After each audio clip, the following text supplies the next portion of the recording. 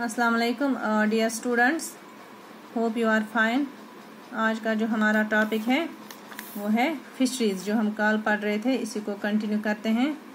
आधा इसमें रह गया था तो यही हम पढ़ेंगे आज। यह है फिशरीज, आधा इसमें कल हमने पढ़ा था। तो इसको आगे बढ़ाते हैं। मैं बोलूँगी आपको, ये जो फिशेस होते हैं, fishes these are the inhabitants of water. ये रहते हैं पानी में। ये हम सबों को पता है, आप सबों को भी पता है। जो फिश है ये पानी में रहती है। यम तो वो फ्रेश वाटर फिशेस तम कॉमनली ये वुचान क्या सान मावरन मज दरियावन मज कलन मज रिवर्स या streams. We found these fresh water fish here. Fresh water fish अमन वन फ्रेश वाटर फिश। यमन कलन मज रोजान, दरियावन मज रोजान, या मावर नजदीक मावरी मज रोजान, हम वन फ्रेश वाटर फिश। तो बाकी यम यथ मज रोजान समंदरस मज तमन वन मैरीन फिश। ये समंदर नजदीक की, मगर अगर इस वो यम समंदरस मज रोजान या मैरीन वाटर्स मज रोजान तमन one marine fish. Variety of fish is found in J&K। मुख्तलिफ किस्म गाड़ हसा J&K में। वेराइटी ऑफ फिशेस मुख्तलिफ किस्म दुनिया लगभग अगर वो 35 species of fish. 5 species of fish Kashir में alone in Kashmir valley. there are number of number of fishes species, different varieties of different species of fishes in different countries। पन्नी country कत करा इंडिया मं तथ मन पन्नी यम स्टेट कत करा UT कत करा J&K। अगर अत मन वो दपा कशीर मं 35 स्पीशीज ऑफ फिश प्रेजेंट कत मन J&K मं यत कशीर मं सॉरी कश्मीर में। The Jammu and Kashmir Fishery Department have introduced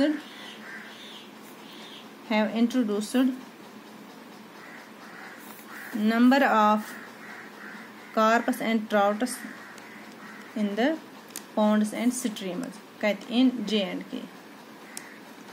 मुख्तलिफ carps and trouts introduce fishery डिपार्टमेंटन। तिहन नाव number 1 rohu, Libio, Rohita is the name of fish, species of fish. Number 2 is Maraigal. 3rd, brown trout.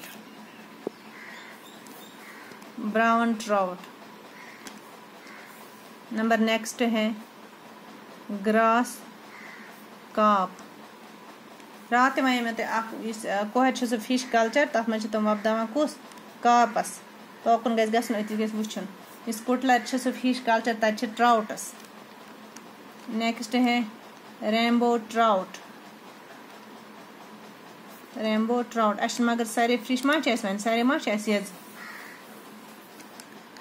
Next है scale carp, ये scale पे scale carp. Next Mahseer। These are the fishes which have been introduced in J&K by Fisheries Department। वो यूता यम number of fishes कह carps introduce कर fishery department कत J&K ponds या स्ट्रीमन मज। वो number of fish folk engaged. number of fish folk, number of families engaged in fishing। Fishing में कत फैमिली एंगेज गमत या कत फैमिली काम कर फिशिंग में, फिशिंग इंडस्ट्री में कत मं। That is about 5,000 families are engaged in fishing industry in Kashmir, J&K। अब animal production of fishes. Animal production annually कोता नेरा एनुअल प्रोडक्शन ऑफ फिशेस कोता that is 15,000 quintals QTLS quintals 15,000 quintals. This is the annual production of fishes. Number of fish folk engaged in a single place. एक से जाए कहाँ जाए Vlora lake ना ये वलर लेक कशीर मज अत वलोर लेक में एक से जाए अगर वो कज़ा फैमिलीज या कत्या नफर एंगेज कत मज फिशिंग में दैट इज 1200 नफर 1200 नफर एंगेज फिशिंग सकिस जाए तथ जाए नाव वलोर लेक तो annual production of fish that is 15,000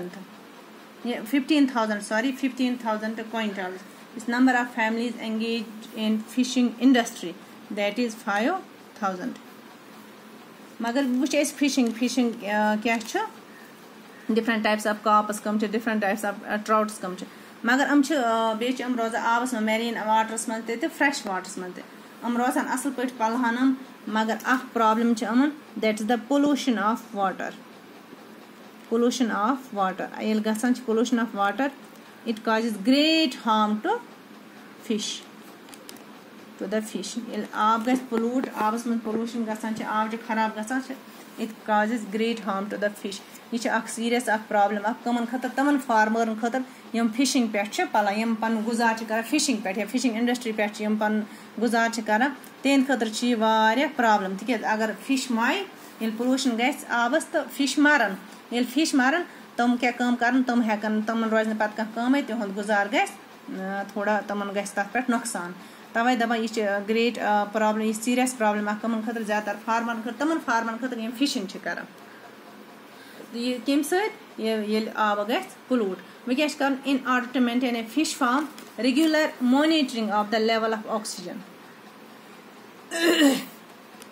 वह फिश फार्म बनावान तेल तथ कंटिन्यू कर मॉनिटरिंग कंटिन्यू कर चेक नजर दिन कि लेवल ऑफ ऑक्सीजन वह बराबर ठीक अत मे वात नुकसान अत वाटर बॉडी अत मज रोजान वाटर एनिमल तमन मे वात नुकसान या फिश रचो तमन मे वात नुकसान level of oxygen and level of carbon dioxide continuously check कर यह मेंटेन यह बराबर आब गसन पोल्यूट गसन कि तेल हेकन फिश फोक अत मज फिश जिंद रोज मेरे ख्याल से ये काफ़ी है।